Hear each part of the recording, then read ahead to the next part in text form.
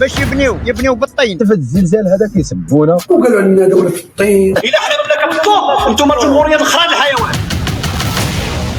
ولا كنعيشوا بويا التراب. ذاك سيدي أين دولة المروك، أين البنية التحتية؟ سلام لكل سلطان وسلطانة في هذه القناة. اليوم غادي نشوفوا وغادي نردوا على بعض الجزائريين من لا هوية لهم ومن لا تاريخ لهم، من دولة السدابة غير 60 عام.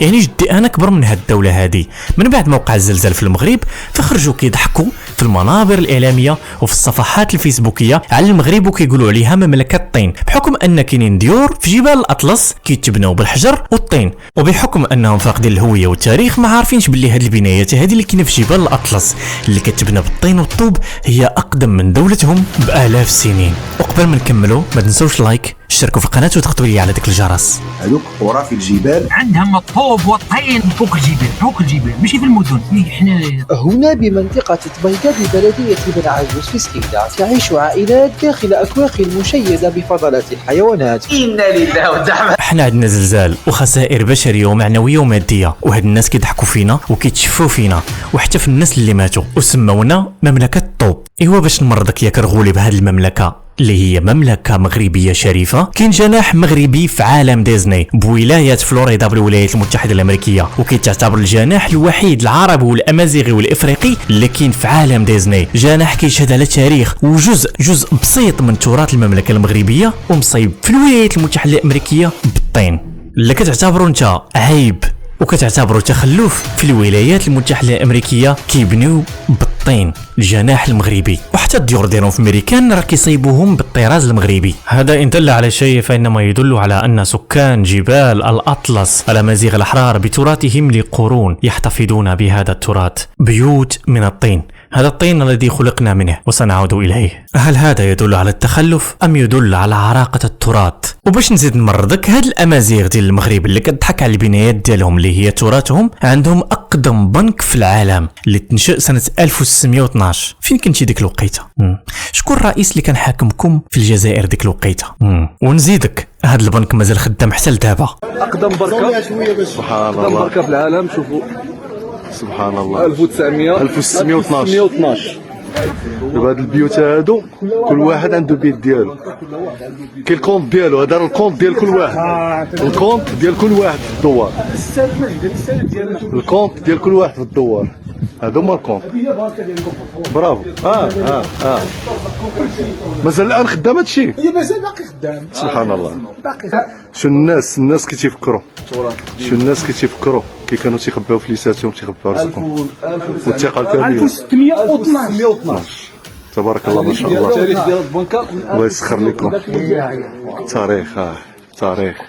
شتي هاد الطوب اللي كيضحكوا علينا وكيقولوا لنا مملكه الطوب، غدا غادي يخرجوا وغيقول لك كنفتخروا بتراثنا اللي هو البنايات اللي مصيبين بالطوب والحجر بحال كيديروا مع الزليج. كانوا كيضحكوا علينا في الافتتاح ديال كاس افريقيا للسيدات اننا درنا الزليج في الافتتاح وما كانوش عارفين شنو هو، غير شافوه. كانوا كيضحكوا علينا في هذيك اللقطه وفي هذيك الوقيته. شويه جاو دوك يقول لك الزليج تراثنا وكذا. هادشي اللي غيوقع دابا في الطين وفي الديور كيقولوا عليهم مملكه الطين. غادي يجيو يقول لك هذا تراثنا، هذا تاريخنا، المغرب شفروه لينا. حنا قدم منكم في هذه البنايات اللي هي بنايات ديال الطين. اللي شفتو غنو بغات منه.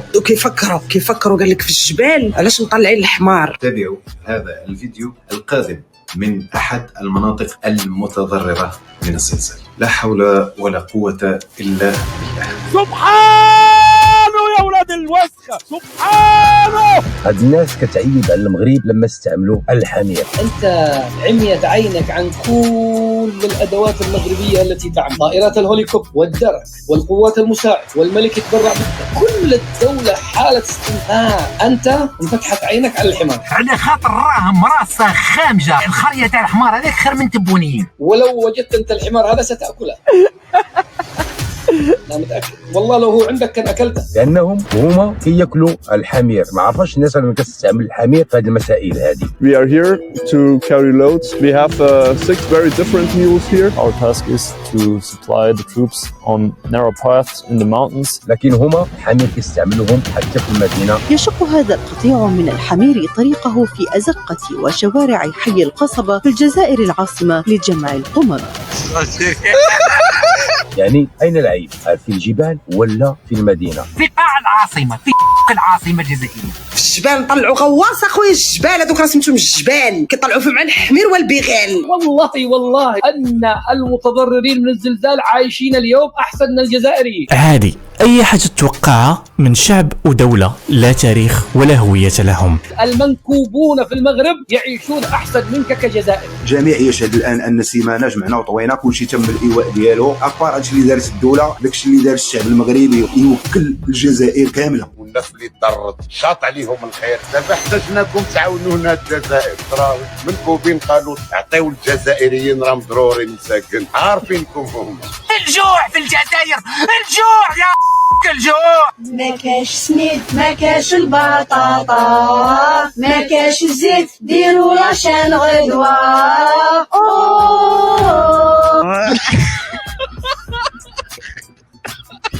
عرفتي شنو المبردع والنظام الجزائري شنو دار الرفقات والداخل شال فيه العافيه التضامن ديال الشعب المغربي. والله حنا الجزائريين فينا كل شيء مليح، حنا حاجه فينا مش مليحه، محزادين ومضغوطين ما نبغوش الخير للناس. حليلي لايف اهمهم الوحيد المروك. الله يلقينا معكم، شرفونا سيادتكم. ما تنسوش لايك، اشتركوا في القناه وضغطوا على هذاك الجرس واعطوني رايكم وخليوه في التعليقات باللي غدا ولا بعد غدا ولا الشهر الجاي غادي يخرجوا وغيفتخروا بهذاك الشيء اللي كانوا كيضحكوا علينا به، اللي هو ديور مبنيين بالطوب والحجر، وغيقولوا تراثنا والمغرب خداه لينا وحنا اولى به وهذاك ديالنا ماشي ديالهم. الحاجه اللي كانوا كيضحكوا علينا فيها غادي يجيو يفتخروا بها باللي راه تراثهم. هذا هو الشعب من لا هويه ولا تاريخ له. تهلاو في راسكم.